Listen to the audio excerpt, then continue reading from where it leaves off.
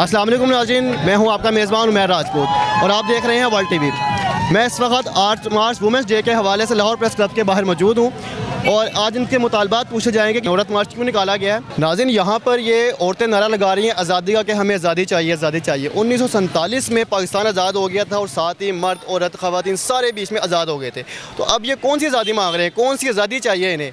अगर ये आज़ाद ना होते तो ये यहाँ तक कैसे आती?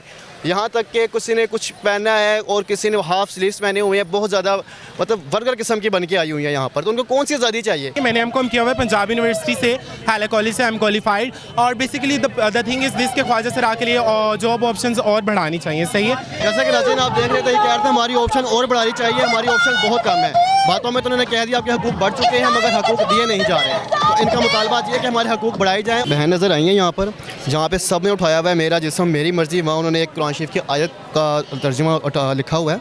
रसूलुल्लाह सल्लल्लाहु अलैहि वसल्लम ने फरमाया, अगर मैं किसी को सजदे की हुक्म देता तो औरत को हुक्म देता कि वो अपने शोहर को सजदा करे। जी बहन मेरी ये बताएं कि जहाँ पे सब ये अपना जिस्म अपनी मर्ज़ी के नारे लगा रहे हैं, वहाँ पर आपने ये माशाल्लाह इतनी प्यारी आयत उठाई हुई है। हाँ जी, हदीस वो क्यों आपने उठाई? मैं बेसिकली मर्दों को मोटिवेट करने के लिए ये हदीस लिख कर लाई हूँ, क्योंकि उनको पता होना चाहिए कि अगर बहुत सी औरतें, मुझे ये लगता है कि जिस तरह से ये अपना हक मांग रही हैं, ये तरीका एक बहुत ही गलत है। तो ठीक है, अगर इनको प्रोटेस्ट करना है तो ये अपने स्लोगन्स को बाहया रखते हुए, अपनी हदों में, इस्लाम के दायरे के अंदर जो बातें की गई हैं उनको रखते हुए, ठीक है। देखिए, मैं इस वक्त ये बात नहीं करना चाहूँगी कि जो आजकल रेप वगैरह और इन सब चीज़ों की बात मैं बिल्कुल नहीं करना चाहूँगी, वो तो एक बहुत अलग चीज़ है। उन लोगों को उन मर्दों को तो मैं इंसान कंसीडर ही नहीं करती हूँ ना।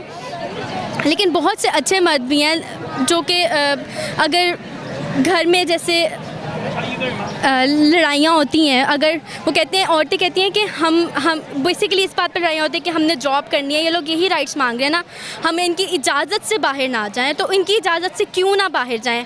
आप खाना गर्म करें, वो क्यों खाना गर्म करें? अगर वो खाना गर्म करेंगे तो ऑफिस कौन जाएगा? घर का सिस्टम कौन संभालेगा? और घर की औरत अगर बाहर रहेगी तो बच्चों की परवरिश कौन करेगा? माशाल्लाह नाज़रीन, देखा आपने, बहुत ही प्यारी इन्होंने बात की। मैंने पूरा यहाँ पे घूमा है, ऐसे ही ख़वातीन मुझे अभी तक नज़र नहीं आई थी जो मैंने अभी देखी है। माशाल्लाह बहुत प्यारी बात की है। मेरा सब मेरी मर्ज़ी को तरजीह नहीं दे रही। अस्सलाम वालेकुम। जी वालेकुम अस्सलाम। सर ये बताइएगा, ये औरत मार्च के हवाले से क्या कहेंगे आप? सर, औरत मार्च के हवाले से मैं ये कहूँगा कि औरत मार्च एक पॉजिटिव चीज़ है अगर इसको पॉजिटिव रहने दिया जाए, क्योंकि अगर इस माशरे में अगर औरत के साथ काफ़ी ऐसे मामलात हैं जिसमें औरत को महरूमियों का सामना है, ठीक है। सबसे बड़ा प्रॉब्लम ये है कि हमारे यहाँ विरासती जायदाद जो है उसमें औरत को हिस्सा नहीं दिया जाता, ठीक है, वो देना चाहिए। कुछ यहाँ पे बहुत अच्छे स्लोगन्स थे जो मैंने देखे कि औरत में जहेज़ नहीं दो, विरासत में हिस्सा दो, बहुत अच्छा पॉइंट है।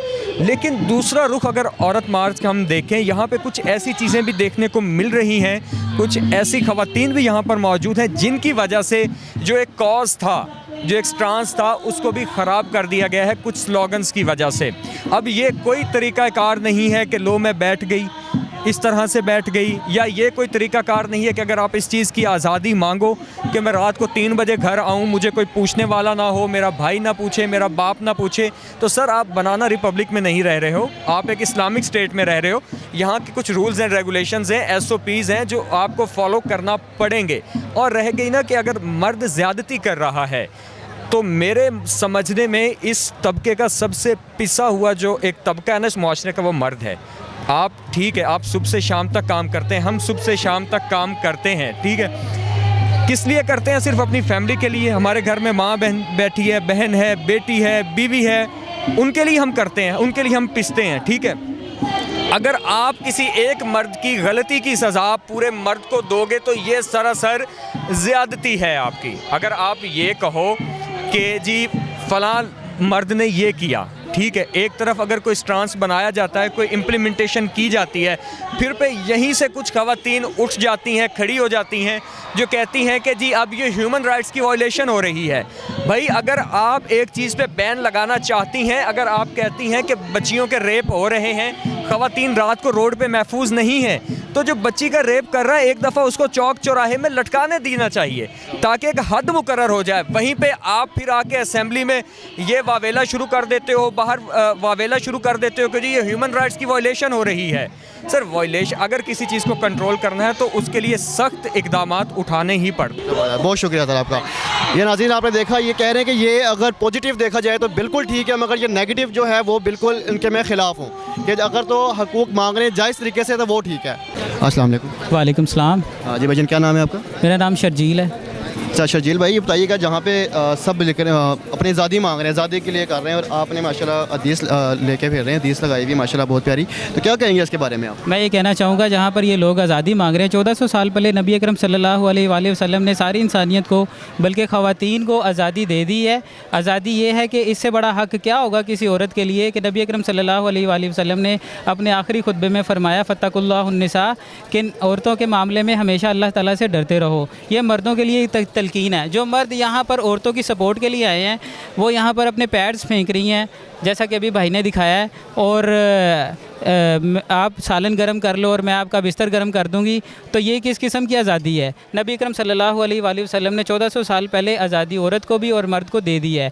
अब हमें ये चाहिए कि हम उस दीन का ठेका उठाएं, उस दीन की तरवीज करें, उस दीन के नफाज के लिए काम करें, ना कि हम ये जो गंदे मंदे स्लोगन्स उठाए हुए हैं और अपनी गंदी सी आज़ादी के लिए भाग रहे हैं। वही तो आज़ादी मांग रही है, हमें आज़ादी चाहिए। अगर आज़ादी ना होती तो एक घर से यहाँ तक आ सकती थी, क्या कहते हैं आप? क्या मर्द आज़ादी दे सकता था? अगर आज़ादी ना होती तब घर से निकल आए भाई। जी बिल्कुल, आप सही फरमा रहे हैं। अगर इनको आज़ादी ना होती तो यहाँ तक ये कैसे पहुँचती? हर औरत को आज़ादी, अपने अपने घर में रहकर वो कुछ भी कर सकती है, वो बाहर भी निकल सकती है, वो काम भी कर सकती है, हर औरत को इजाज़त है। ये वेस्टर्नाइज आज़ादी मांग रही हैं। वहाँ पर जैसा कि मैं नाम आपका ऑनियर ले लूँ, या वैसे गंदे गंदे मार्च करते हैं वो वेस्टर्न जो लोग हैं, यहाँ पर भी ये उसी के लिए काम करना चाह रही हैं कि हम वहाँ तक पहुँचें। हम कभी भी ऐसा नहीं होने देंगे। जहाँ तक इनकी गंदगी का ताल्लुक़ है तो हम इनके लिए एंटी वैनम बनकर आए हैं यहाँ पर, ताकि इनको भी पता चले कि हमारे ख़िलाफ़ कोई खड़ा हुआ है। अस्सलाम वालेकुम। वालेकुम अस्सलाम। जी भाईजान, क्या आप क्या कहेंगे इस हवाले से? जी बिल्कुल, आपने जैसे फरमाया कि ये इनको अगर आज़ादी ना होती तो ये यहाँ पर कैसे आती। मैं उसमें एक जुमला ऐड करना चाहूँगा कि अगर इनको आज़ादी ना होती तो ये इस तरह नंगी कैसे घूमती। इनको आज़ादी है तो ये यहाँ पर वल्गैरिटी फैला रही हैं ना, तो हम इनके बीच में, इस गंदगी के बीच में हम जो है वो सेफ गार्ड बन के आए हैं, और इंशाल्लाह इनके ख़िलाफ़ जो है, और हर साल इंशाल्लाह यौम हिजाब मनाया जाएगा। इंशाल्लाह बहुत ज़बरदस्त। Thank you so much.